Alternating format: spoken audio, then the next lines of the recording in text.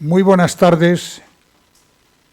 Sean bienvenidos al Ateneo de Santander, tanto los que están aquí presentes, que les agradezco su presencia en este salón de actos, como a las personas que están siguiendo esta conferencia tan interesante desde la transmisión en streaming de esta conferencia.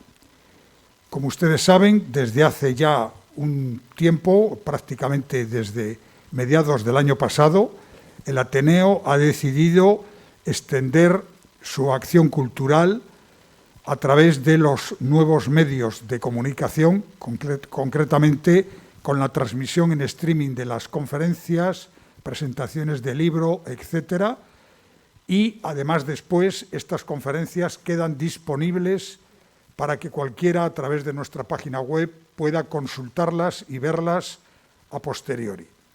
Pero hoy yo creo que tenemos realmente una actividad excepcional, porque el próximo lunes se van a cumplir los 80 años, el 80 aniversario del incendio de la ciudad de Santander.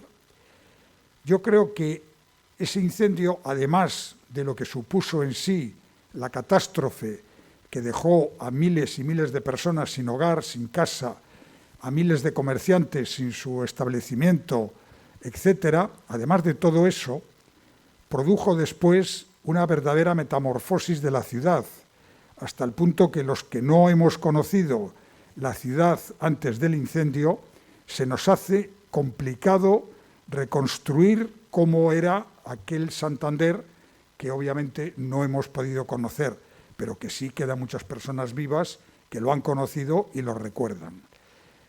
Pensemos que la calle Isabel II, la calle Lealtad no existían y que para ir desde donde sería ahora Calvo Sotelo, para ir a la zona portuaria había que dar la vuelta hasta la catedral, etcétera, etcétera. Bien, pero creo que lo importante es que tenemos aquí a un gran experto en la historia de la ciudad, como es Paco, nuestro buen amigo, Francisco Gutiérrez, que además es el presidente del Centro de Estudios Montañeses.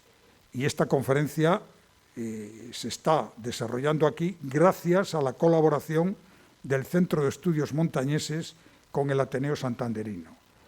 Y por eso le estoy muy agradecido al presidente del Centro de Estudios Montañeses y, cómo no, también a Tono y a todos los demás componentes del Centro de Estudios Montañeses, que yo creo que están realizando una tarea excepcional para mantener viva la memoria de nuestra ciudad. Sin más, yo voy a pasar la palabra a Tono para que él presente al conferenciante, a Francisco Gutiérrez, y decirles que si hay tiempo, al final se abrirá un turno de coloquio. Muchas gracias.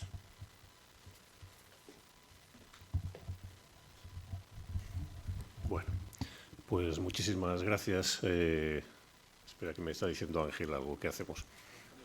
Vale. Se me oye perfectamente bien, ¿no? Bueno, pues simplemente dar las gracias a todos ustedes por estar hoy aquí acompañándonos en el Ateneo de Santander, en esta conferencia que nos va a impartir Francisco Gutiérrez Díaz, conmemorando el 80 aniversario del incendio de nuestra ciudad. Dar las gracias, evidentemente, insisto, a todos ustedes, dar las gracias al Ateneo de Santander por acogernos siempre, haciéndonos sentir que estamos en nuestra casa, y gracias también al Aula de Cultura del Diario Montañés.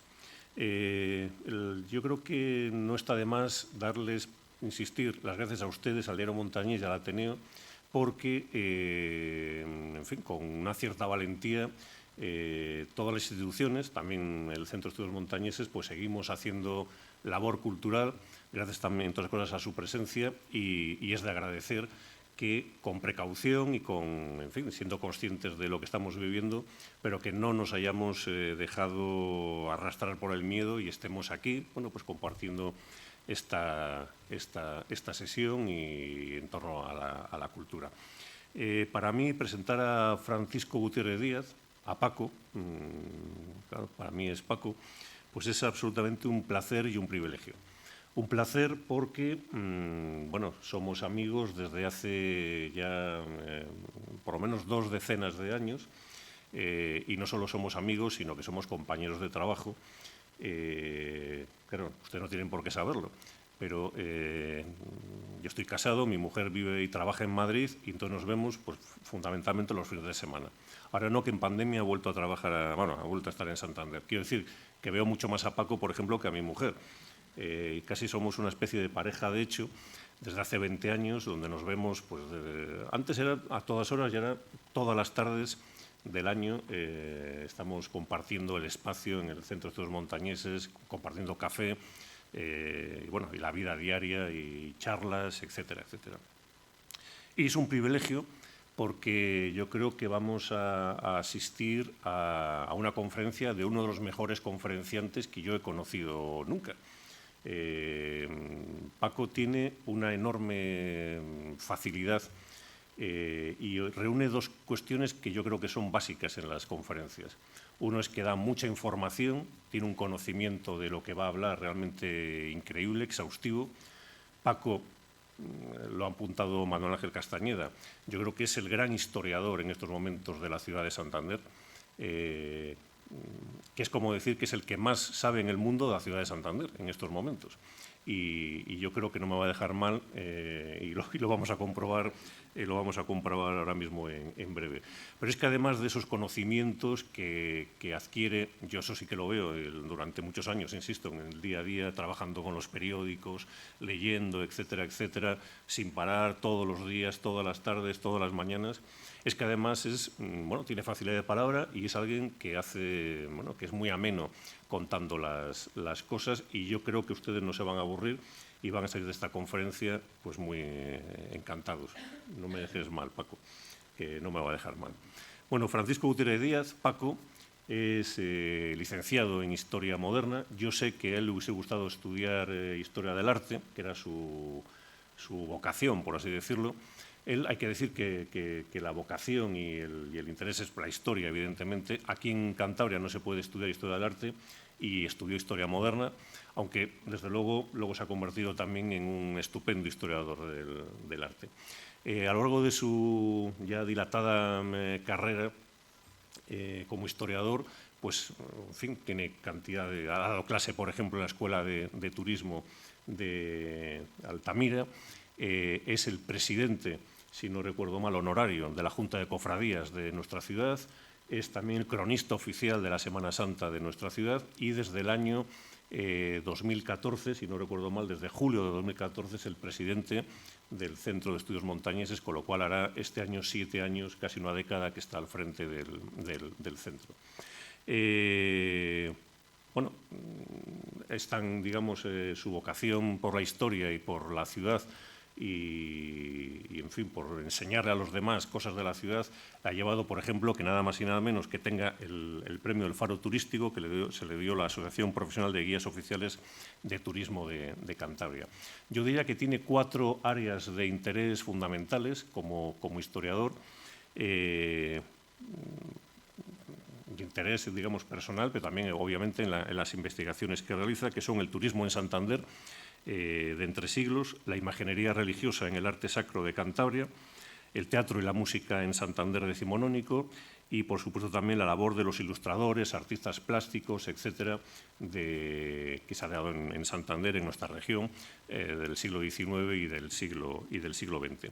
Su producción historiográfica, he calculado por ahí estos días que lo he estado consultando, ronda ya casi el medio centenar de artículos en revistas especializadas, fundamentalmente en la revista Altamira, y tiene 4 monografías, si no estoy equivocado, hasta la fecha, que hablan, lógicamente, de sus intereses, que son los pasos procesionales de Santander, la imaginería desaparecida de la Semana Santa de Santander, Mariano Pedrero, el ilustrador de Cantabria, y el último de los libros que ha publicado, Paul Ratier, un artista con leyenda.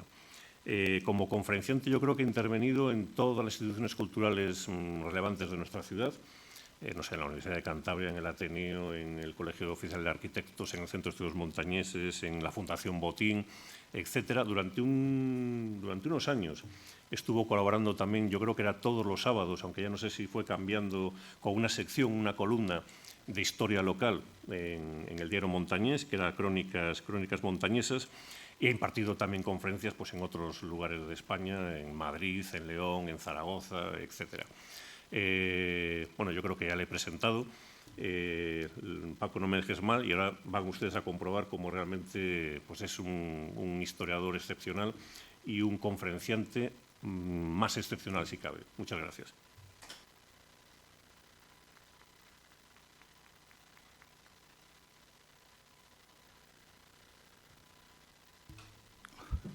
Bien, pues 1.000.000 de gracias, Tono, por esta presentación tan cariñosa que realmente pues ahí estriba para mí su mérito, porque realmente de todo lo que has dicho, pues parece que uno ha hecho cosas extraordinarias y tampoco ha sido para tanto ni mucho menos.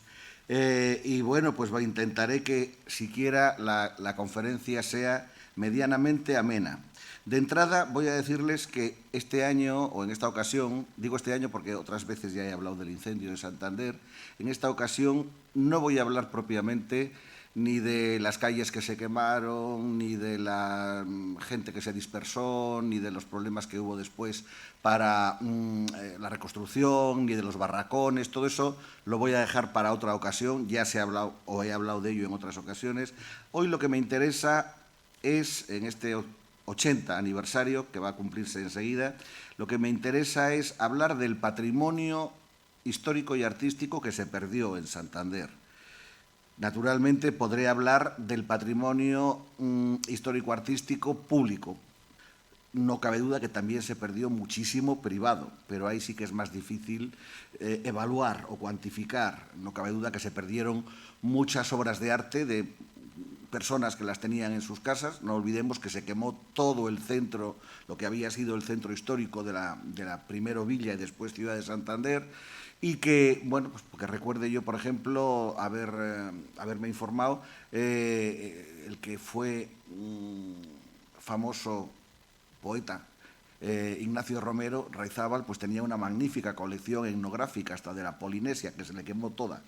Por ejemplo, fotógrafos tan extraordinarios como habían sido Duomarco o Samot perdieron también todo su archivo, y no cabe duda que eso fue una enorme pérdida patrimonial para los santanderinos. Pero lo que a lo que me voy a referir fundamentalmente es al patrimonio que podíamos ver en las calles de Santander, sobre todo con valor artístico, y que el fuego se lo llevó en poco más de día y medio, pues para siempre. Y desde luego el Santander que fue era muy distinto del Santander que es.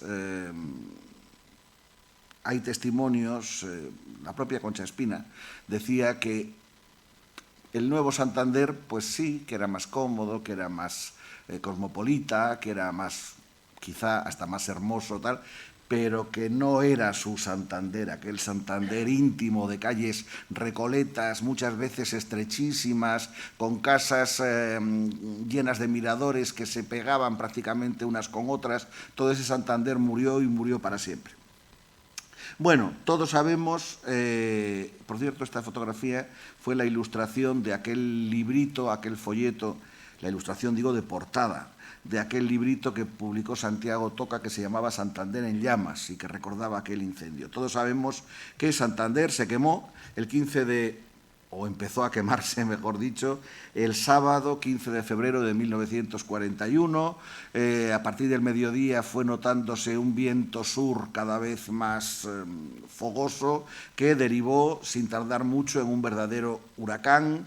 A media tarde empezó a faltar la luz eléctrica y desapareció completamente el fluido eléctrico sin tardar mucho rato. Las comunicaciones telefónicas también se hicieron pronto imposibles, y en medio de aquello, de aquella ventolera, árboles que salían despedidos, arrancados de cuajo, etcétera, pues una chispa entre otras, pero sobre todo la que generó este gran incendio, una chispa que se generó, parece ser que en una chimenea, en una cocina que estaban preparando la cena, en una vieja casa de la calle de Cádiz, fue la que comenzó aquel fuego de aquella casa de la calle de Cádiz, se fue extendiendo por esa hilera, saltó a la Rúa Mayor.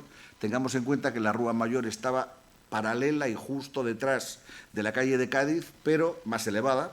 Hoy en día no existe para nada todo eso, porque como antes bien dijo Manuel Ángel Castañeda, se decidió cortar todo lo que había sido el Cerro de Somorrostro para abrir las calles de Lealtad o para prolongar las calles de Lealtad y de Isabel II hasta el mar. Bueno, pues prendió el fuego en aquellas casas viejísimas de la Rúa Mayor, que terminaba justo en la catedral. Y el incendiarse el tejado de la catedral fue lo peor de todo. Tengamos en cuenta que el tejado de la catedral estaba bajo las tejas, había unas vigas multicentenarias de madera reseca que al incendiarse los tablones salían disparados y donde quiera que iban a parar se generaba un nuevo foco de incendio. La catedral sirvió como de gran la fuerza expansiva del fuego, digamos, salió del tejado de la catedral.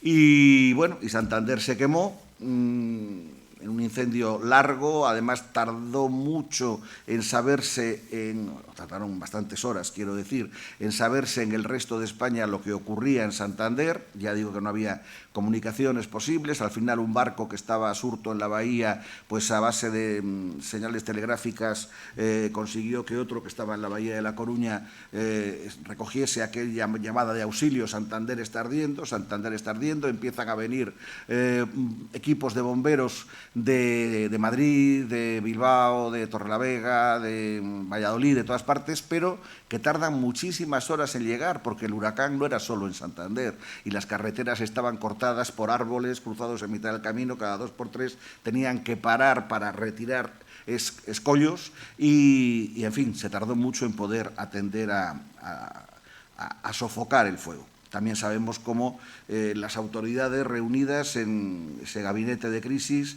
decidieron buscar qué edificios más sólidos podían servir de cortafuego, y de hecho encontraron, bueno, pues para que no se extienda el fuego hacia el norte, hacia la calle de la Atalaya, etcétera, hasta la Cuesta de la Atalaya, etcétera, está el Instituto Santa Clara, que era un edificio moderno y potente que iba a resistir bien el embate del fuego. Por la parte del este, para que no se extendiese al Paseo de Pereda, se vio que el viejo edificio de la aduana de Carlos III podía cumplir esa misión.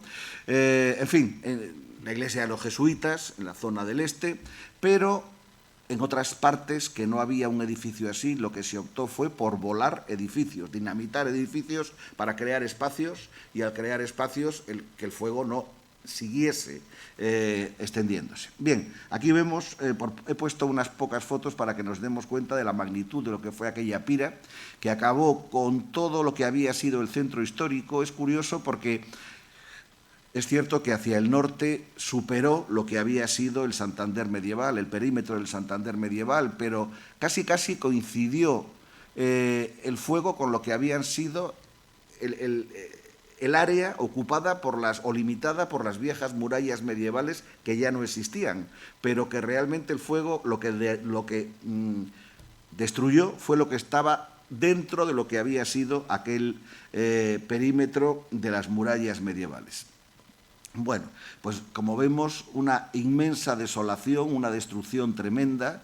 El sur en aquella noche aullaba de tal forma y, en fin, era tan incontrolable que, por ejemplo, un edificio que se había levantado en la calle del Peso, bueno, en una calle que había en el centro, más o menos por donde anda Juan de Herrera ahora, estaba todavía sin inaugurar. Era un edificio que había construido la empresa Muebles Viuda de Torre y estaba para inaugurarse. Bueno, pues ese edificio duró 5 minutos porque prácticamente, a pesar de que la estructura era de metálica, las llamas cegaron completamente aquellos pilares y el edificio se hundió pronto. Es curioso cómo, por ejemplo, en esta foto podemos ver todo el centro quemado y, sin embargo, en medio de ese desastre, intacta, como si no pasara nada, una casa que se había construido hacía poco, la casa de Ubierna, que todavía sigue existiendo actualmente, y que permaneció, a pesar de que la casa que estaba contigua ardió por completo y todas las que había por los alrededores, sin embargo, la casa de Ubierna permaneció intacta. Es cierto que los bomberos estuvieron desde lo alto de ella, venga a echar agua a toda la que pudieron, y en Santander, de hecho, se la conoció como la bien pagada durante mucho tiempo, recordando la canción aquella que hacía furor por esas épocas. Pero todo lo que rodea esta casa, que por cierto sirvió su conservación para marcar por dónde tenía que subir la nueva calle de Lealtad y por dónde tenía que ir la nueva calle de San Francisco, pues todo es destrucción y desolación alrededor. Pero, como les decía, lo que me interesa a mí ahora es hablar un poco del patrimonio artístico que se perdió. Esta fotografía, naturalmente, es anterior, es previa al incendio, una foto de los años 30 del siglo XX, donde vemos que ya está construido el Banco de España, se construye a mediados de los años 20, en el solar que había sido del antiguo castillo, también está construida la Casa de Correos y Telégrafos, que se concluye en 1927, y vemos cómo la catedral tiene esa vieja cabecera. Hoy en día hay un gran cimborrio, un crucero, una girola, es decir, la catedral actual casi mide el doble de la que vemos aquí, pero esta era la catedral que existía, digamos, antes del fuego. Una catedral que estaba rodeada completamente de edificaciones domésticas, de casas de pisos, y aquí vemos la calle del Puente que acababa en la torre. Pues bien, delante de la catedral, hoy en día el atrio que existe tiene 3 arcos, el atrio del Cristo, de la Iglesia del Cristo, tiene 3 grandes arcos. Originales son solamente 2, el central y el de la izquierda. Sin embargo, donde está actualmente el de la derecha, que se hizo en la reconstrucción, existía antes esta magnífica puerta y escalinata barroca que se llamaba o era conocida como la escalera y la puerta de los mártires, y que se había construido a finales del siglo XVII, 1697, para poder dar entrada directa desde la calle a la iglesia alta, es decir, a la catedral. Había sido diseñada por un importante arquitecto montañés que se llamaba Gregorio de la Roza. Era una escalinata y una puerta tan agradables a la vista, tan artísticas, que la inmensa mayor parte de las fotografías que nos quedan de la catedral del exterior anteriores al incendio, lo que retratan es esta escalera, precisamente, esta escalinata. Totalmente de estilo barroco, es decir, muy distinta al estilo gótico que campea en lo principal del edificio. Lógicamente, porque se hace, como digo, a finales del siglo XVII. Hay una leyenda que cuenta, vamos, no es leyenda, que el que luego fue famoso bandolero Luis Candelas, en el siglo XIX, estuvo, de joven era funcionario de Hacienda y estuvo destinado en Santander. Y hay una leyenda que dice que una santanderina en esta escalinata le dio calabazas y a raíz de eso decidió convertirse en bandolero. Bueno, eso cuenta la leyenda. Vemos cómo una y otra vez aparece esta magnífica escalinata barroca que, como digo, era lo más fotografiado de la catedral. Aquí esta foto me interesa especialmente porque se ve mejor que en las demás la gran decoración que tenía todo lo que es el arco, el frontón propiamente dicho, estaba muy ricamente decorado como es propio del barroco, ¿no? En fin, un estilo artístico en el que predomina la profusa decoración. Bueno, vistas y más vistas de esta famosa escalinata que aquí podemos ver cómo, claro, pasaba por debajo de ella la calle de los Azogues, lo mismo que ahora, todo lo que es el atrio del Cristo, que daba luego salida a la zona del Banco de España. Bien, la escalinata no es que se perdiera en el incendio, lógicamente era de piedra y no se quemó. Aquí vemos una fotografía de pocos días después de producirse el incendio del 41, y la escalinata sigue en su sitio. Lo que pasa que años después, cuando se hizo la reconstrucción de la catedral, fue eliminada, se prescindió de ella y se construyó un nuevo arco y un nuevo cuerpo del atrio del Cristo, imitando los dos originales que existían. Por cierto, que esta foto nos viene bien también para ver por dónde penetró el fuego en la catedral. Ahí se puede ver cómo la nave central fue precisamente la que se hundió el tejado y se hundieron las bóvedas, y eso hizo que el fuego entrase violentamente dentro de la iglesia y destruyese todo lo que encontró a su paso. También vemos la torre de campanas, el famoso campanón de los mártires, por ejemplo, que era la campana más grande que había, se fundió directamente, dadas las enormes temperaturas que alcanzó el fuego. Aquí vemos aquella puerta cuando en el año 1946 va a ser desmontada. La escalinata ya se había desmontado días antes, pero iba a ser desmontada. Observemos sus decoraciones, vemos cómo tiene en lo alto una representación de las cabezas de los santos mártires metida en la nasa, que según la leyenda les trajo a Santander desde el río Cidacos de Calahorra. Vemos la profusa decoración barroca que hay debajo y vemos cómo todo está perfectamente numerado como para montarlo en otro sitio. El caso es que de esta puerta nunca más se ha sabido. Lo único que en la catedral actual se conserva de ella es un relieve que estaba en la parte interior, pero que también recoge las cabezas de los mártires, y el escudo, no el que se ve a la derecha, que no sé dónde iría a parar, sino el escudo este que se entrevé a este lado. Eso sí se conserva actualmente en la catedral, y se conserva concretamente encima de la puerta de la sacristía. Este relieve que vemos aquí está constituido por ese escudo pontificio con las imágenes de San Pedro y San Pablo, arriba las cabezas de los mártires en la nasa, y a los lados unas decoraciones que son reaprovechadas también de aquella vieja puerta de los mártires. Lo demás no sabemos qué sería de ello. Aquí vemos esos elementos que son lo único que nos queda actualmente de aquella artística puerta de los mártires. Bien, aquí vemos el interior de la catedral, antes del incendio. Podemos observar cómo el último tramo, el más cercano al altar, ya no tiene arcos apuntados, sino que son de medio punto. ¿Por qué razón? Porque el último tramo se construye a principios del siglo XVIII. Ya entonces se aprovechó para ampliar un poco la iglesia a costa de la callecita que antes había entre ella y el castillo, y lo que se hizo fue adosar la iglesia al castillo, pegarla o embutirla prácticamente en el castillo. De esa forma se ganó un tramo más, que podemos ver cómo tiene arcos de medio punto, como es propio de la época barroca, y vemos cómo tenía una bóveda de crucería compleja.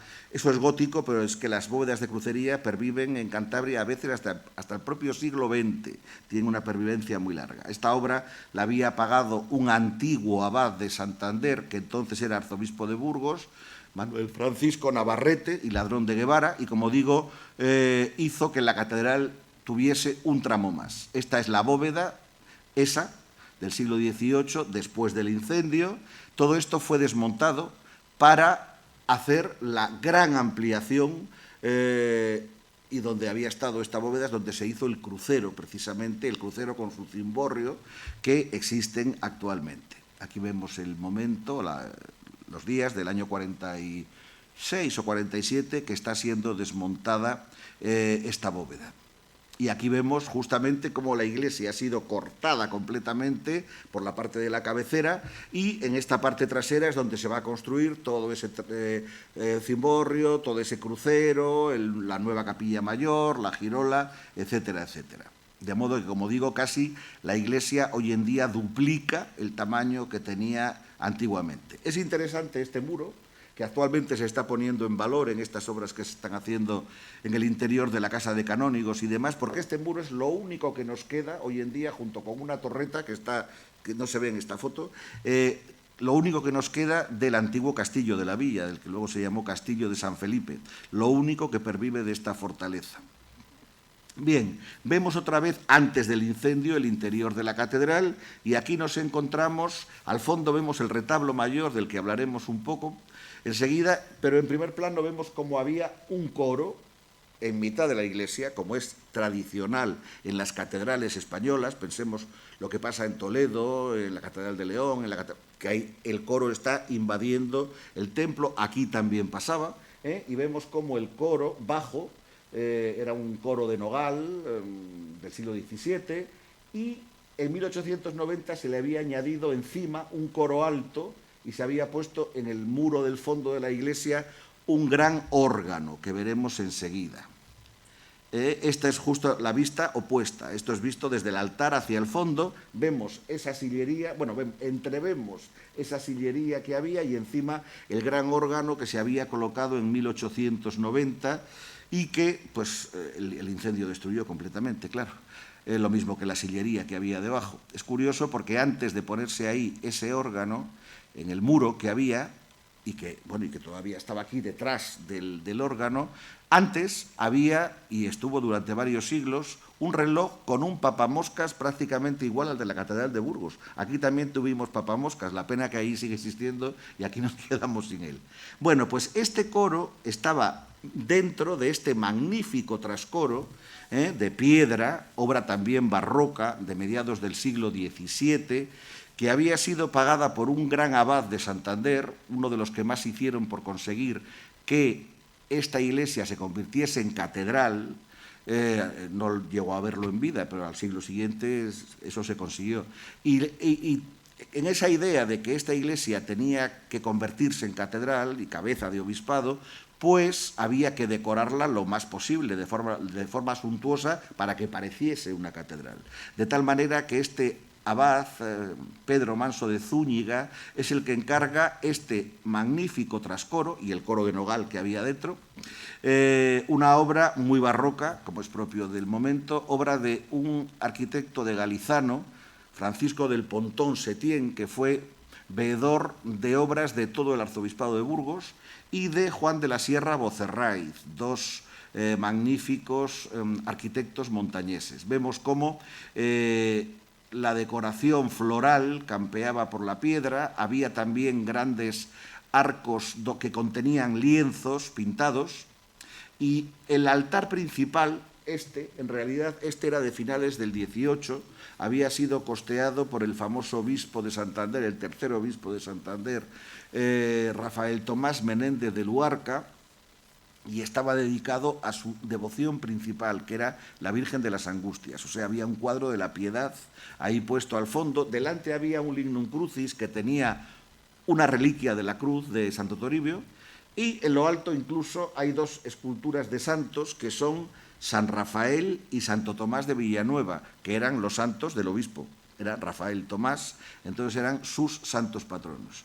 Bien, aquí vemos una vista lateral parcial de este magnífico trascoro. Uno de los cuadros que formaban o que estaban ahí pegados, una adoración de los magos del siglo XVII también. Bueno, y una vista lateral igualmente.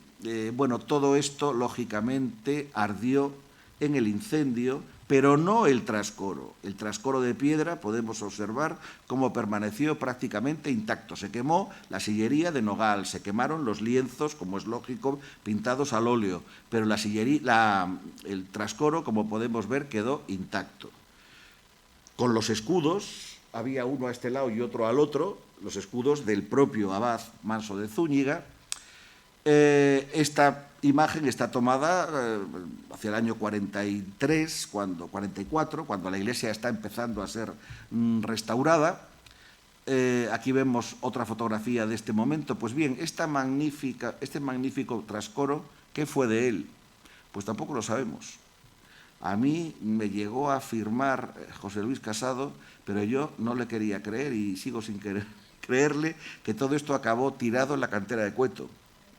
Pues la verdad que es muy lamentable, porque aunque es cierto que para la nueva iglesia reconstruida se quería que no hubiese obstáculos que impidieran el culto, pero hombre, esto se monta en otro sitio, se hace algo, pero no se coge y se tiran las piedras. Lo único que queda hoy. Este era uno de los dos escudos, una vez desmontado ya, no sé dónde estará hoy en día, y este otro, que era el que había al otro lado, este sí se conserva en la catedral. Este, concretamente, está actualmente, es este, está colocado en lo alto del cimborrio, precisamente, del nuevo cimborrio que se hizo en el nuevo crucero que se construye. Ahí se colocó ese escudo y ahí pervive el único recuerdo que queda de aquella magnífica obra de mediados del 17 que hizo el abad Manso. Por otra parte, el retablo. Este retablo, al ser de madera, lógicamente ardió por completo, de arriba abajo. El retablo mayor fue el segundo que tuvo la catedral. El primero se había hecho en el siglo XVI, a mediados, le había realizado un magnífico escultor, Simón de Bueras, pero ese retablo se desmontó a finales del XVIII porque el segundo obispo de Santander, don Francisco Laso, quiso regalar un retablo nuevo, y que fue este, un retablo que ya tiende a ser neoclásico, ya está acabando la época barroca y empezando a ponerse de moda esa línea neoclasicista, que es la que aquí se ve. Tenía un gran relieve, parece ser que de muy buena calidad, de la Asunción de la Virgen, que es la patrona de la iglesia, a un lado y a otro San Emeterio y San Celedonio, arriba el Calvario y a los lados San Pedro y San Pablo. Bien, como digo, este retablo del año 1777 y que fue hecho en Santander, pues resultó completamente destruido. Pero tenía en la parte baja, bueno, ahora que veo también ese precioso frontal que vemos ahí delante, era un frontal de plata del siglo XVII, el que tiene el altar, muy parecido al que hay en Santillana, todavía en la Colegiata. Este, la verdad, es que no se quemó en el incendio. Desapareció durante la Guerra Civil y nunca más se ha sabido de él desde los días del año 1936. Bueno, digo que había dos puertecitas a ambos lados del retablo que, si uno las abría, dentro estaban las cabezas de los santos mártires con sus relicarios, que casi milagrosamente se conservaron intactos en el incendio. Pues bien, de aquellas dos puertecitas sabemos perfectamente cómo era una, esta, gracias a que precisamente el Centro de Estudios Montañeses, en la revista Altamira, previa al incendio, antes del incendio, pues había publicado una fotografía de esta puerta. Puerta que es muy interesante porque si observamos bien lo que se está representando aquí de una forma algo naif, aunque sea una obra muy antigua, de hecho parece que no es del retablo del XVIII, sino que se conservó del antiguo del XVI, del de Simón de Bueras, pues lo que estamos viendo es el relato de la llegada de las cabezas de los santos mártires a Santander. Vemos el muelle de las naos, las cabezas dispuestas a entrar en lo que ahora es Calvo Sotelo, a través de las dos torres que formaban lo que llamaban el Boquerón. Más allá vemos el puente, al fondo las atarazanas, a este lado el castillo y la catedral, entonces iglesia colegial, y a la derecha la Puebla Nueva. Es una representación de lo que era Santander en el siglo XVI. Bien, volviendo antes del incendio, vemos aquí la nave del Evangelio, que acababa en un retablo rococó. Aquí le vemos nuevamente un retablo rococó del siglo XVIII, con unas magníficas, estaba dedicado a San Juan Nepomuceno y tenía unas excelentes esculturas, imágenes realizadas por Jerónimo de Argos, un buen escultor dieciochesco, barroco. En fin, eso lógicamente se quemó también por completo. Me interesa aquí ahora destacar el sepulcro que vemos ahí retratado o fotografiado. Es el sepulcro que era de don Jerónimo de Olivares, un señor que fue director de la famosa fábrica, en el siglo XVII, de la famosa fábrica de cañones de Liérganes y de la Cavada. Bien, pues este señor Olivares y su esposa, Catalina de la Moneda, hicieron este monumento funerario con el escudo de las dos familias, y después del incendio este monumento hubo idea de mantenerle, y de hecho podemos ver en las fotos, cuando ya se ha derribado toda la parte dieciochesca, observen cómo ese muro se ha conservado, se ha dejado ahí, con la idea de preservarlo, de mantenerlo en el futuro. Y así estuvo como hasta el año 1950 prácticamente. Pero algún cambio de idea que hubo o de plan hizo que todo esto también desapareciera. Concretamente, donde estaba este monumento funerario es donde está ahora el sepulcro de don Marcelino Menéndez Pelayo, justamente en ese mismo sitio. Solamente se salvó de la quema o de la destrucción el escudo, que actualmente, bueno, aquí vemos también cómo todavía, hacia 1950, pervivía ese muro con idea de que continuase existiendo. Digo que solamente pervive en la fachada de la catedral, colocado hoy en día, el escudo, que es este, escudo de Olivares de la Moneda. Una lástima que, claro, el haberle colocado fuera le ha destrozado mucho. Los escudos no se hacen todos de la misma piedra o de la misma dureza de piedra. Y este, que se hizo en el 17 para el interior, es de una piedra no demasiado dura. Entonces eso ha hecho que se haya ido deteriorando mucho desde que está fuera. Y de hecho, toda la corona que tenía una corona muy hermosa que hacía además forma de cóncava, pues eso hace ya como 15 años se ha venido abajo y se ha destrozado. Pero bueno, pervive, como digo, el escudo este de Olivares. Aquí vemos antes del incendio la catedral vista desde el antiguo altar, los bonitos púlpitos que tenía, la magnífica rejería de la nave central que había hecho un platero, Juan de Aguirrebeiti, a mediados del 18. Todo esto, al hundirse las naves, se quemó por completo. Aquí vemos la sillería del antiguo coro, vemos esos púlpitos.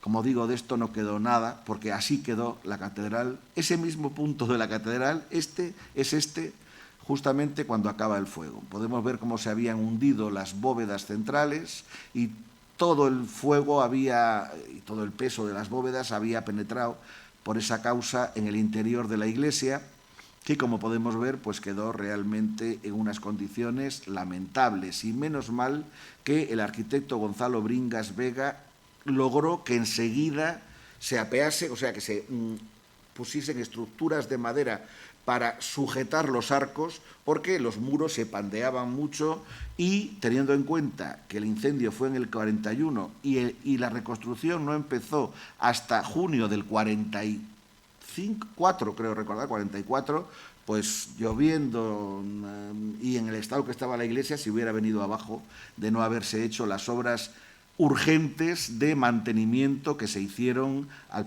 los pocos días del incendio. Bien, en cuanto a las capillas laterales, volvemos atrás antes del incendio y nos encontramos con que casi todas hoy en día están como estaban antes del fuego, no se estropearon en general arquitectónicamente hablando, salvo esta de aquí, la gran capilla de los Camus, que fue preciso eliminar para construir la salida nueva que se hizo de la catedral hacia el claustro y que existe actualmente. Bien, ese monumento funerario, no obstante, y ese escudo fueron reubicados en otros sitios del templo. Este es el sepulcro de don Pedro de Camus, que sigue existiendo dentro de la catedral, pero en otro sitio.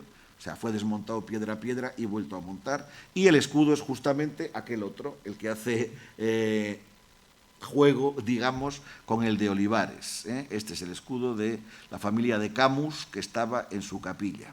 Bien, la única capilla de la catedral a la que el fuego no afectó absolutamente en nada fue la capilla de los Riva Herrera, la capilla del Sagrario. Podemos ver aquí cómo el sepulcro de Sánchez de Castro estaba como está. Ahí hasta tal punto no penetró el fuego que hasta el mantel de la mesa del altar estaba intacto. Es decir, ahí no afectó. Y de hecho vemos ahí un cuadro con un bonito marco. Esta foto, lógicamente, es de antes del incendio, que sigue estando actualmente en la catedral, es este. No se estropeó absolutamente en nada, porque esa capilla tuvo la suerte de no padecer el fuego. Bien,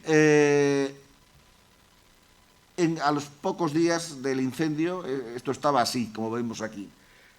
El gran edificio que se ve detrás de la torre es la fachada del quemado Palacio Episcopal. Se había construido entre 1900 y 1904 por diseño del gran arquitecto Joaquín de Rucova, arquitecto laredano. Se quemó completamente por su interior, como podemos ver aquí. Y aquí vemos cómo están empezando a derribarlo. Esto ya es por el año 45. Lo más interesante que tenía este edificio es que en su interior se había conservado una capilla del siglo XIV, que era la mejor capilla de la catedral, la capilla de Santiago o de los Escalante, una capilla a la que se entraba por el claustro y era la más esbelta y del gótico más hermoso que había en la catedral. Cuando se construye este edificio a principios del XX, tienen la delicadeza y el buen gusto de construir a un lado y encima, pero dejar la capilla tal y como era dentro. Aquí la vemos, después cuando ya están derribándose los muros del obispado, ahí está la capilla de los Escalante, no digo intacta, pero bastante bien conservada después del fuego. Esta era su fachada al exterior, y este es el interior como quedó después del incendio. Bueno, había también una caseta de obra que era para la reconstrucción de la catedral. En el interior todavía se conservaba el bulto funerario de Juan Gutiérrez de Escalante, el Bueno, que le llamaron en el siglo XIV, bulto funerario que enseguida volveremos a ver. Esta era, o sea, las nervaturas que tenía, era una capilla, como digo, muy esbelta, con su gran clave central, detalles de los ventanales. Esta era la escultura que nunca más se ha sabido dónde fue a parar. No hay dato alguno que nos pueda ayudar a saber dónde fue. Y esto era, antes del incendio, algunas de las magníficas ménsulas que había en esta capilla, las mejores de la catedral. Podemos ver la perfección que el escultor anónimo gótico desarrolló, representando el rostro de un piloto, el rostro de un judío, el rostro de un bueno, estos dos se ven aquí, el piloto y el judío, pero un comerciante, un cambista, era una auténtica preciosidad. Y esta era la gran clave central con el escudo de la familia, el león rampante de la familia Escalante, sujeto por dos figuras femeninas. Bien, todavía en el año 1951, cuando ya se está terminando del todo la restauración de la catedral, ahí sigue la capilla, todavía sin restaurar, pero en pie. Estamos hablando de 10 años después del incendio. El Centro de Estudios Montañeses, concretamente su presidente Fernando Barreda, luchó lo indecible con las autoridades para que esa capilla se preservase y se restaurase. Arriba tenemos todavía las cartas, las circulares oficiales, jurando poco menos que esa capilla se iba a conservar, hasta que un buen día o mal día de diciembre del año 51 vino la piqueta y no quedó de la capilla absolutamente nada, para construir luego ahí el nuevo obispado. Sí que quedan en el claustro todavía algunas de aquellas ménsulas. Lógicamente el fuego las deterioró bastante, pero aún podemos ver una cabeza de obispo. Este es el que veíamos antes, en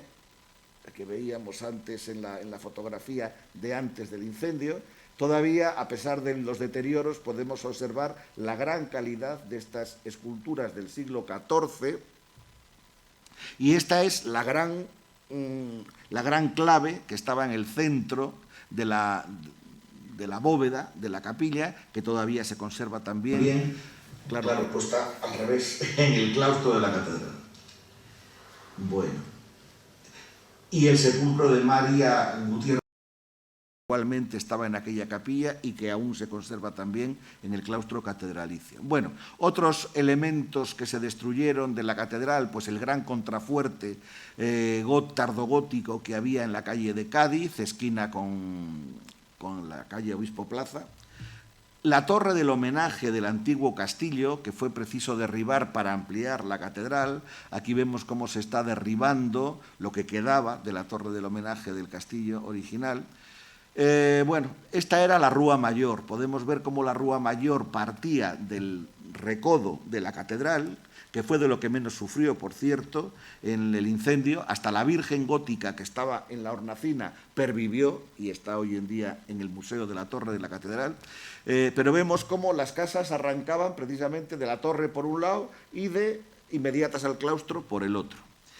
Esta es una imagen después del incendio. La calle, en los días siguientes, aquella Rúa Mayor, es la rúa más antigua de Santander, la que había dado origen a Santander, por eso se llamaba Rúa Mayor. En un principio era la Rúa Única, estamos hablando del siglo XII, y luego se hace paralela un poco más abajo la que se llamó Rúa Menor, porque era la segunda. Y esta era la principal, había sido la de las casonas más nobles de la villa. Para más desgracia, a los pocos días del incendio vienen unas lluvias tremendas y se hunde la mitad de la torre de la catedral, como podemos ver aquí, que hubo que reconstruir, pues no completamente, pero casi. Y realmente la torre de la catedral está reconstruida muy fielmente, por cierto, a como era previamente, pero está reconstruida. Aquí vemos la primera visita del entonces jefe del Estado a los pocos días del incendio para ver qué había que hacer en esta ciudad tan totalmente devastada por las llamas. Y aquí vemos cómo estaba, antes de empezar en el año 44 la reconstrucción de la catedral, cómo se había ya desmontado quitados todas las ruinas que había alrededor de la Rúa Mayor, de la Rúa Menor, y el terreno, fijaros qué terreno tan abrupto y tan elevado. Todo esto desapareció, todo esto se cortó. Desde un poco más acá de la catedral, se cortó hasta la subida actual de Rúa Mayor, al cine Los Ángeles, y se dejó expedito para que la ciudad estuviese llana por completo. De hecho, toda esta tierra fue a parar a la curva de la Madalena, y por eso hoy en día se puede comunicar Reina Victoria con el Sardinero, que antes no era posible. Antes los acantilados, o sea, tú podías llegar por Reina Victoria al Palacio de la Madalena, pero de la curva donde está la estatua de Pic, ahí era imposible pasar al Sardinero, había que bajar al Sardinero por Peregaldós o por la Avenida de los Infantes. Esta tierra fue a parar por allá. Bueno, de las casas que había habido previamente en la Rúa Mayor, la más interesante que quedaba y que el fuego devastó por completo era esta, de finales del siglo XV, que había sido la casa de la familia de los Herrera. Era la familia Herrera, y era, ya digo, la casa más noble o más solemne que quedaba aún en la Rúa Mayor. De ella quedó el escudo que se entrevé ahí debajo del balcón, un escudo que luego ha tenido una vida muy azarosa, pero que por fin ha encontrado acomodo en la muralla, en esto que se exhibe hoy en día de la muralla. Este es el escudo que estaba en la casa de los Herrera y que se pudo salvar, mal está decirlo, pero precisamente gracias a los Centros de Estudios Montañeses, que en los días siguientes al incendio hizo una campaña para recoger todos los escudos que se pudieron salvar, que fueron unos cuantos. Bueno, una iglesia religiosas que había del siglo XIX, que había en Rúa Menor, también completamente destruida. Pasamos a la Ribera, la avenida principal de Santander, lo que hoy en día es Calvo Sotelo. Este era su aspecto previo al incendio. Destacaba el edificio de la derecha, que era la antigua aduana de Carlos III, este edificio, que estaba y está donde ahora está Hacienda. De hecho, Hacienda sigue la misma estampa que tenía este edificio, aunque no es exactamente el mismo. Hay que decir que no he encontrado ninguna foto, pero cuando fue el incendio ya tenía un piso más, porque en 1919 se había añadido otro piso a la delegación de Hacienda y, por lo tanto, su estampa había cambiado algo. Aquí vemos el edificio tras el incendio. Se quemó por completo, pero sirvió para que no se propagase el fuego a las casas del muelle. Y en vista de que la fachada se había conservado bien, e incluso las rejas, preciosas por cierto, que se habían puesto en el año 19, se decidió restaurarlo. O sea, esas rejas son las que siguen existiendo hoy en día. Y la propia fachada se desmontó, pero se volvió a montar más atrás, porque esta tenía la pega de que estaba un poco adelantada respecto a las casas del muelle y se quiso unificar, ¿no? Pero vamos, que fundamentalmente la actual fachada de Hacienda es la fachada que tenía la antigua aduana de Carlos III, construida a finales del 18. Incluso el escudo sigue siendo el mismo. Esta era la parte trasera, donde arrancaba la calle de la Blanca. Lógicamente hoy es distinto por ahí el edificio, porque tiene arcos, ya que está la porticada. Pero por lo demás, este era su aspecto previo al fuego. Otro edificio interesante de la Avenida Grande, de lo que es Calvo Sotelo, era la pescadería. La pescadería se había inaugurado en 1912 y era un edificio que incluía era ecléctico, pero incluía ciertos atisbos modernistas. El modernismo no había calado demasiado en Santander, pero algunos edificios había, y la pescadería tenía algunos elementos de tipo modernista. Como digo, inaugurada en el año 12, estaba más o menos por donde ahora anda, bueno, por donde ahora ya no sé qué comercios hay ahora, no hace mucho por ahí andaba Mafor, por ejemplo, y Presmanes. Está un poco más acá en realidad. Esta estaba más bien por donde andaba Benjamín, Regalos Pombo, esas cosas. Bueno, pues este era su interior. Podemos ver cómo las columnas tenían un fuerte componente de influencia modernista, del Art Nouveau, a la francesa. Esto era el centro neurálgico de Santander, lo fue durante siglos, la Plaza Vieja. La Plaza Vieja podemos ver cómo la calle que va hacia allá, o que viene de allá, era la famosa calle de la Blanca, la que sigue hacia allá era la más famosa todavía calle de San Francisco, al fondo está la catedral, a la que hasta el año 36, que el alcalde Castillo mandó derribar el puente, se accedía directamente porque el puente volaba sobre el gran declive que había en el Calvo Sotelo y la ribera, y entonces uno de la Plaza Vieja llegaba directamente a la catedral pasando por encima del puente. Si echamos la vista justo al lado opuesto de la plaza, es decir, a donde mira este paisano, nos encontraríamos esto era el otro lado de la plaza, donde vemos algunos edificios interesantes. Que era el ayuntamiento, enseguida hablaremos de él. Ese otro, que era el Palacio de Villatorre, el mejor edificio civil que había en el centro de Santander. Luego, una casa más bajita donde había una larga galería que era conocida como el Balcón del Obispo, porque ahí había residido el primer obispo de Santander. Y lo que estaba a la derecha era, detrás de esta casa, claro, la iglesia de la Compañía, para que nos hagamos una idea. A mucha gente le ha llamado la atención por qué aquí en esta calle las casas no iban en línea. El ayuntamiento salía, la de Villatorre también salía, la del obispo igualmente salía. Iban todas como una... ¿Por qué razón? Pues porque justo enfrente de ellas estaba el reloj de la catedral, de cuando era colegial. Y entonces, a través de esa forma de construir, la gente veía la hora cuando necesitaba verla. Tengamos en cuenta que en el siglo XVII no abundaban, o XVI y XVII no abundaban los relojes. El ayuntamiento era aquí vemos el lateral, aquí vemos su fachada principal.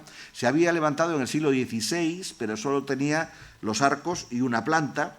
Una reforma en el XVII le añadió una planta más, a mediados del XVII, y todavía... Cuando dejó de ser ayuntamiento, esta fotografía es cuando todavía era ayuntamiento, dejó de serlo en 1907, cuando se traslada al actual ayuntamiento, y aquí se pusieron la audiencia, los juzgados, entonces tuvo un piso más todavía.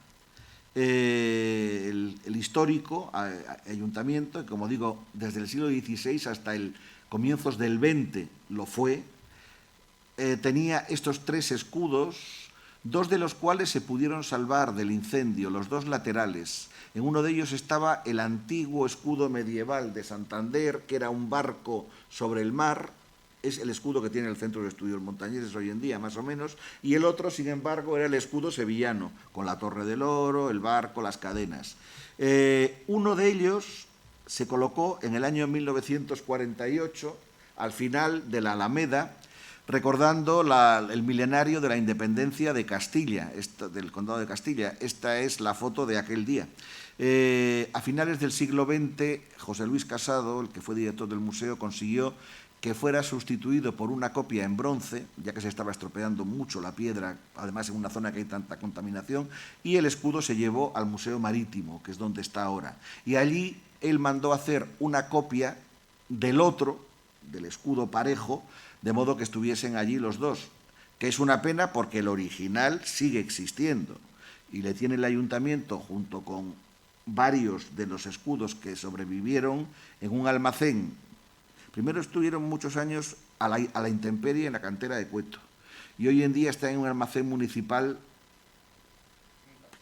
sin que se les haga ningún caso y en una situación, pues la verdad, bastante lamentable, que hemos intentado María del Carmen González Echegaray luchó y dio la lata con ese tema, pero cuesta. Menos mal que hace unos años se ha conseguido poner en condiciones el de Herrera, que hemos visto antes, que estaba haciendo compañía a estos, y en fin, a ver si poco a poco se va consiguiendo devolverles la importancia que tienen en una ciudad que ha perdido tanto, además. Este era el salón interior, el salón de plenos de aquel viejo ayuntamiento. De lo que vemos aquí, lo único que no se quemó fue el retrato de Alfonso XII, ese que vemos al fondo, de Eliezer Jaureguizar, un pintor santanderino, que se conserva el cuadro en el Museo en el Museo de Bellas Artes. Lo demás todo desapareció en el incendio. Bueno, vemos cómo detrás del ayuntamiento estaba la casa o palacio de Villatorre, un edificio de singular interés, barroco, del siglo XVII, dentro de ese barroco clasicista que predominó en Santander y en Cantabria, con un precioso balcón esquinero y otros 3 balcones también muy elegantes. Encima del balcón esquinero estaba el escudo de la familia Ribaherrera. Se llamaba Palacio de Ribaherrera o de Villatorre, de las dos formas. Los Ribaherrera, que fueron proveedores de las Reales Armadas, una familia de las más ilustres de Cantabria en el siglo XVI, tenían su torre, y sigue existiendo, en Gajano, y tenían 2 residencias, una del 16 en Pronillo, que es donde ahora está el enclave Pronillo, famoso, y esta otra en mitad de la Plaza Vieja, donde se concentraba la vida principal de Santander en la época. Aquí vemos una foto estupenda de esa casa, vemos cómo estaba unida al ayuntamiento en realidad, lo bonita que era, lo elegante que era la disposición de su fachada, con esos frontones, con esas bolas herrerianas, un estilo como muy severo, muy herreriano. Aquí vemos esa fachada y al otro lado la fachada lateral de la iglesia de la Compañía. Bien, la iglesia de la Compañía la vemos aquí también antes del incendio. Hoy en día permanece igual, bueno, restaurada, claro, a salvo de 2 elementos, aquel campanil que se decidió suprimir después del incendio y la escultura que había en la hornacina central de San Ignacio de Loyola, que cuando después del fuego la quisieron echar mano, pues se deshizo, estaba hecha polvo por el fuego. Aquí vemos cómo quedó el ayuntamiento, el Palacio de Villatorre, la Compañía, inmediatamente después del fuego, del incendio. Aquí vemos muy bien en esta fotografía esa escultura calcinada, pero todavía en su sitio, y podemos ver a la derecha una fachada muy bonita, muy hermosa, que se había realizado pocos años antes. Ahí donde está esa fachada estaba el convento de los jesuitas, había estado hasta que los expulsaron en el 18. Ese convento luego había sido obispado, después había sido sede del famoso periódico El Cantábrico y finalmente lo había comprado la empresa Pérez del Molino. Pérez del Molino derribó la viejísima fachada, digamos muy austera, que habían tenido los jesuitas e hicieron esta fachada tan bonita que la verdad que no quedó mal del todo después del incendio y hubiera estado bien que la hubieran preservado o que hubieran reconstruido una igual porque era más lucida que la que hay ahora, pero en fin. Esta foto es de gran interés porque dentro, el negocio de Pérez del Molino, los talleres, donde se hacían aquello que se fabricaba allí, estaba montado, lógicamente, en lo que había sido convento jesuítico.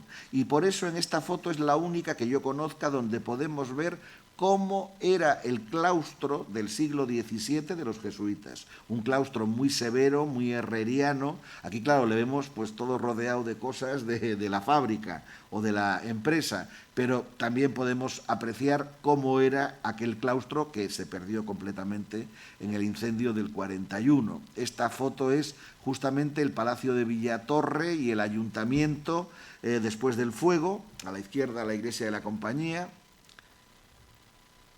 Y el Palacio de Villatorre se pensó en mantenerle en el nuevo Santander, aunque había quedado tan arruinado, pero las 2 fachadas nobles se conservaban y aquí vemos cómo cuando la Compañía se está ya, en el año 42, se está restaurando, todavía está ahí las fachadas del Palacio de Villatorre. Y en esta otra foto vemos perfectamente cómo ya se ha acabado de restaurar la compañía, a falta de reconstruir la nave de la izquierda, que había derribado el alcalde Castillo en el año 36, y todavía estaba esta fachada. Es decir, hasta 1945 se mantuvo pensando en preservarla y en que perviviese, pero también alguien cambió de opinión, decidieron construir ahí el famoso edificio de la Sindical y se llevaron por delante, lastimosamente, aquel palacio de Villatorre. María del Carmen González Echegaray me comentó en una ocasión que el escudo había ido a parar a Bilbao. En algún sitio de Bilbao, por lo visto, anda.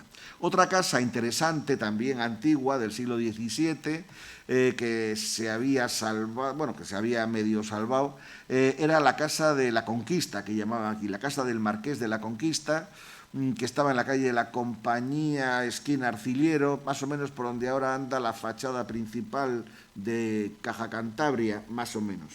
Y que tenía dos hermosos escudos, que tampoco sé qué sería de ellos, porque estos a nosotros no han llegado.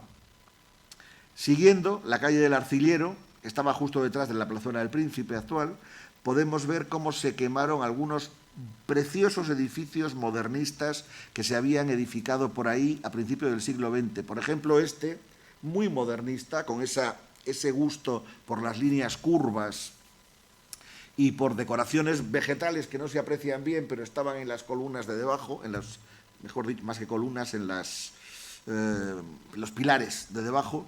Bueno, este edificio se había inaugurado en 1908 como sede de un teatro que se llamó el Teatro Apolo. Teatro Apolo fue inaugurado en ese año y justamente arriba, donde se ven esos ventanales quemados, allí había tenido su taller durante un tiempo el pintor Gerardo de Alvear. Después le heredó el escultor Daniel Alegre y posteriormente el pintor Pancho Cosío. O sea, hubo mucho artista viviendo en plan medio bohemio y teniendo su taller en ese hermoso edificio del Teatro Apolo. Más a la derecha estaba este otro edificio que se construyó en los años 20 y que había sido diseñado por Valentín Ramón Lavín del Noval, un importante arquitecto montañés. Era el edificio del Ateneo. Aquí estaba la sede del Ateneo. Lo que pasa que, como podemos ver aquí, el edificio inmediato, también muy bonito, por cierto, se quemó y del Ateneo se quemó el piso de arriba. Sin embargo, el resto no. Entonces, ¿por qué no existe ya este edificio?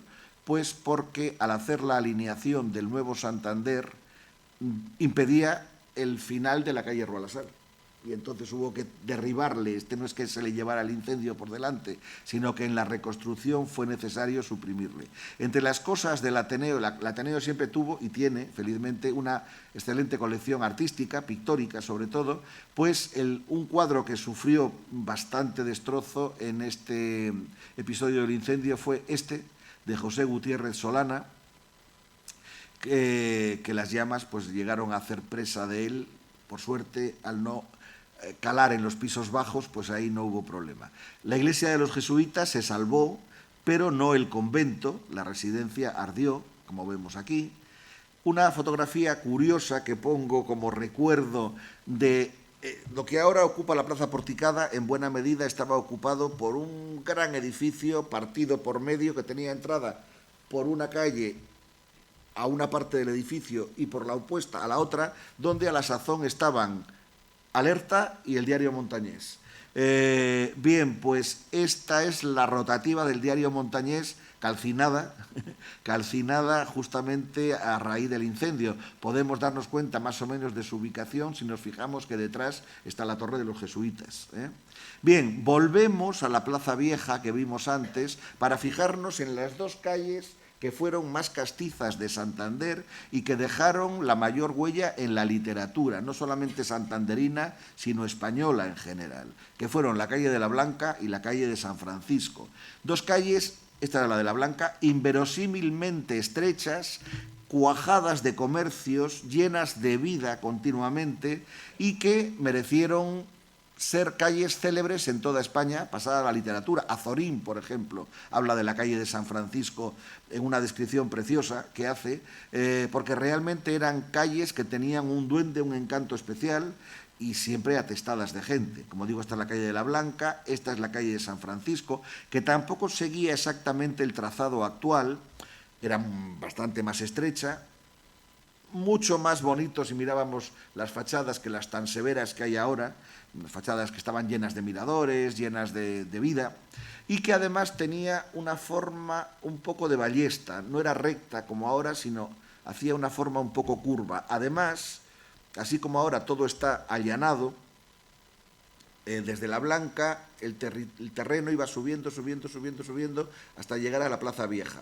Y luego, de la Plaza Vieja hasta el Ayuntamiento, en San Francisco iba bajando, es decir, no era llano como actualmente, sino que había subida primero y bajada después. No tenemos más que ver dónde hemos visto la Compañía y dónde está la Compañía ahora, en la iglesia de la Compañía. Bueno, imágenes de aquella inolvidable y desgraciadamente perdida calle de San Francisco, que fue, como digo, el corazón de Santander. Aquí vemos dónde desembocaba frente a la calle Isabel II, frente al Ayuntamiento. Y vemos a la izquierda una casa preciosa, la Casa del Águila, de Almacenes El Águila, que habría sido diseñada a principios de siglo por el arquitecto cántabro Valentín Ramón Lavín Casalís.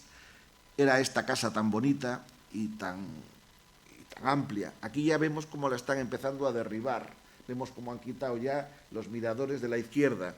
Esta casa se derribó ya bien avanzado en los años 40. ¿Por qué? Si no se había quemado, porque esta no se quemó. ¿Por qué se derribó? Pues porque si no se derribaba no tenía salida la nueva calle de Juan de Herrera. Había que dejar el hueco necesario para que, de hecho, donde está esta parte de aquí y esta casa inmediata es donde ahora está la casa del Banco Zaragozano, que se hizo en los años 60 ya.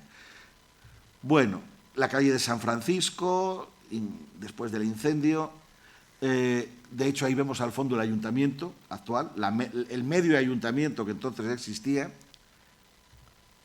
y bueno, pues en otros puntos del centro de la ciudad, por ejemplo, este que había sido precioso edificio y con pocos años de la calle Lealtad, vemos cómo por aquí va la calle Lealtad, al fondo se ve precisamente la casa de Ubierna, no quemada, otra vista de esta casa moderna medio regionalista que ardió. Y ya para terminar, no quiero dar más la lata, lamentar también la desaparición de la que era preciosa fachada marítima de Santander. Esta fachada marítima se había construido después del Machichaco.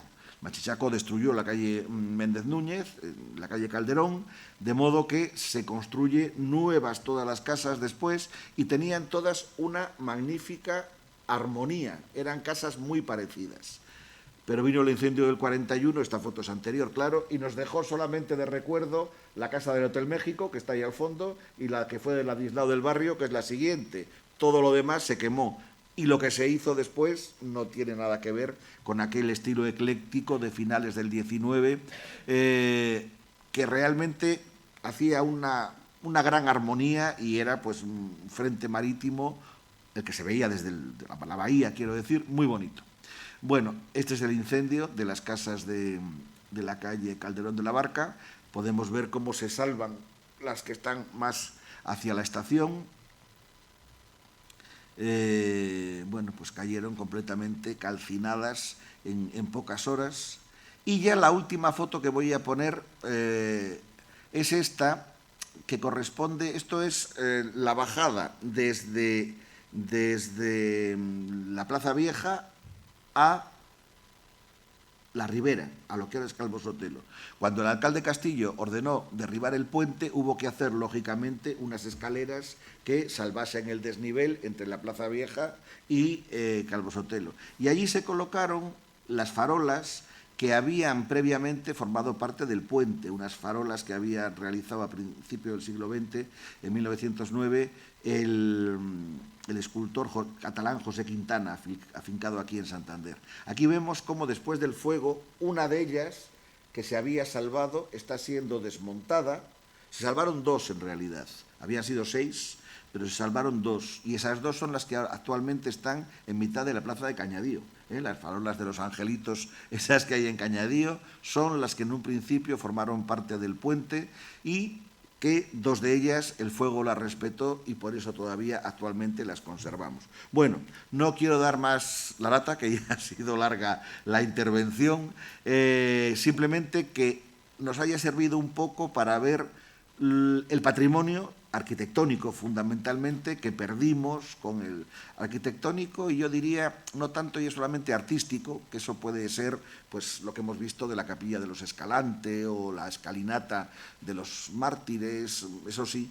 Lo otro, casi más, no sé cómo diría yo, la calle San Francisco, la calle de la Blanca, es pérdida de algo que no es que sea propiamente artístico, pero sí algo muy enraizado en la propia esencia o en el alma de la ciudad. Pues muchas gracias por haberme oído con tanta paciencia, y si alguien quiere preguntar algo, comentar algo, lo que fuere, pues aquí estamos dispuestos a responder.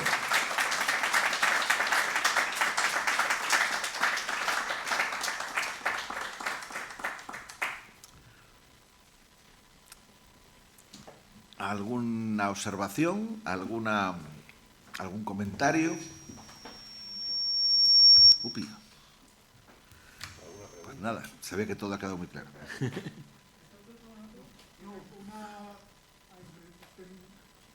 cosas que hemos aprendido hoy y que seguimos aprendiendo,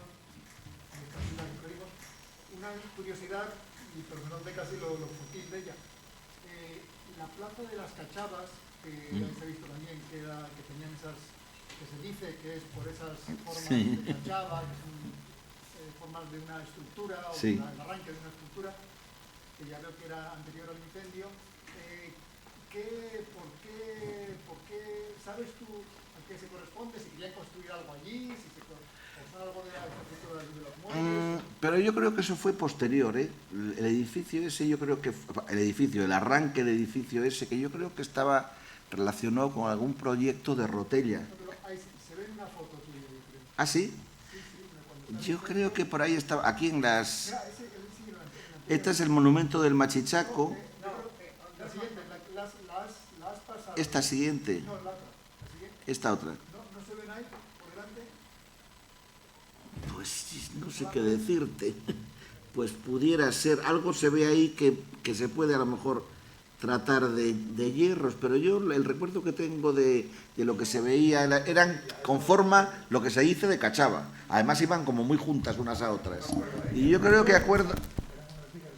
De hormigón, sí. Pero yo creo que eso que se ve en la foto con la ferralla que llevaban dentro, eso era un edificio que va construyendo Rotella, ¿verdad? A mí me suena eso, sí.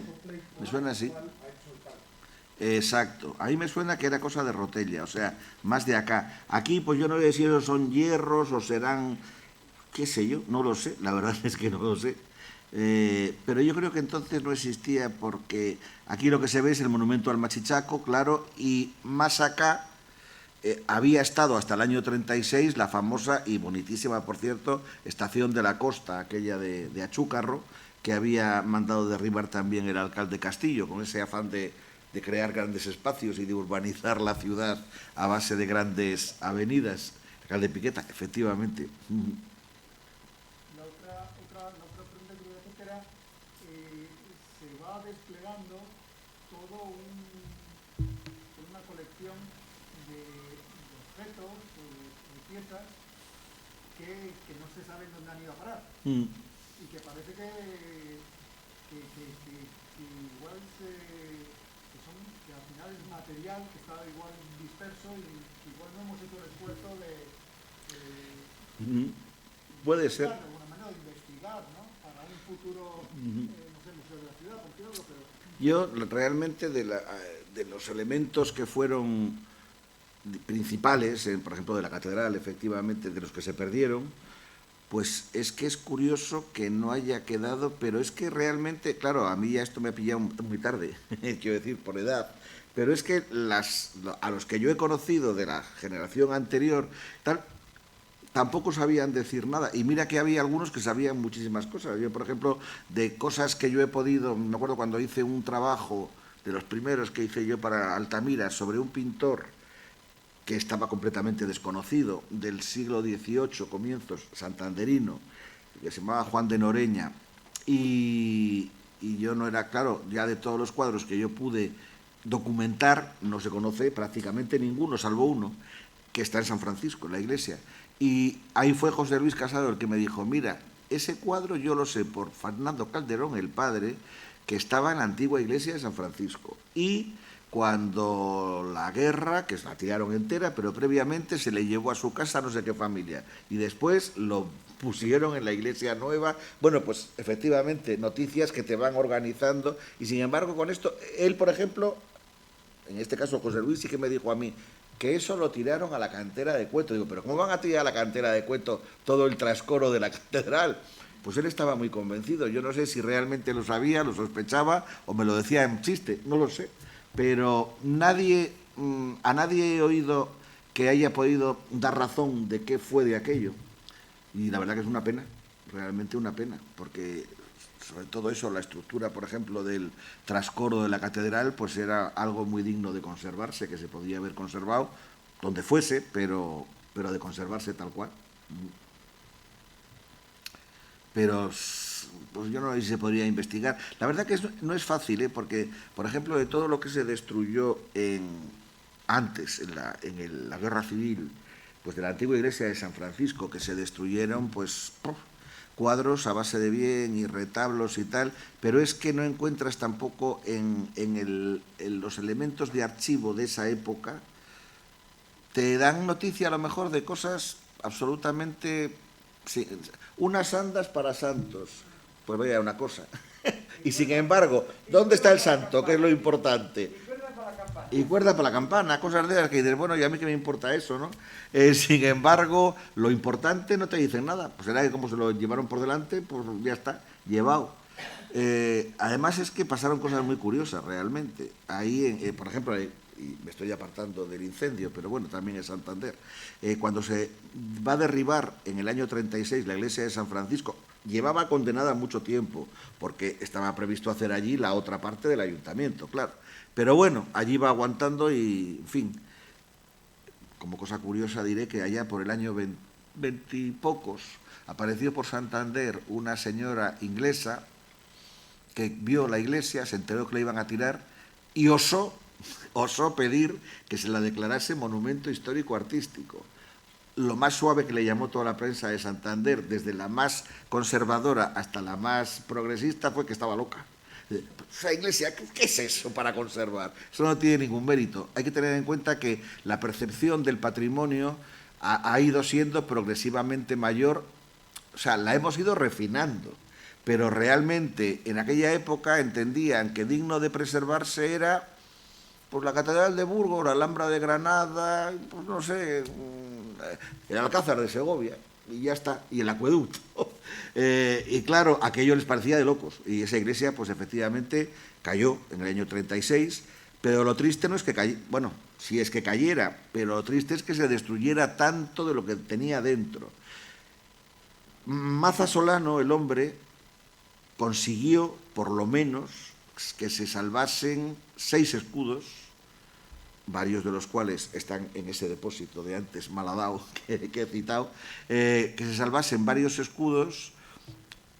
La inscripción que estaba encima de la fachada, que ahora está, según se entra en el ayuntamiento, a mano derecha, ahí se ve inmediatamente, con una inscripción que encima de esa inscripción, en la fachada de San Francisco, había un gran escudo real con el toisón de oro. Y resulta que cuando los jesuitas llegaron a Santander, también en su fachada pusieron lo mismo. Y eso a los franciscanos les sentó fatal. Y entonces hicieron una inscripción que pone: este divino toisón y sacrosantas señales, entienda el mundo que son armas de esta religión, o sea, de los franciscanos, aunque son armas reales. Después el rey que las ganó y pudo disponer de ellas, solo a Francisco las dio. Y él, por honrarse con ellas, a nosotros las dejó. ¡Pla! Esto lo plantaron ahí en medio y eso se conserva en el actual ayuntamiento. Maza hizo lo que pudo para salvar 4 piedras y lo consiguió, menos mal.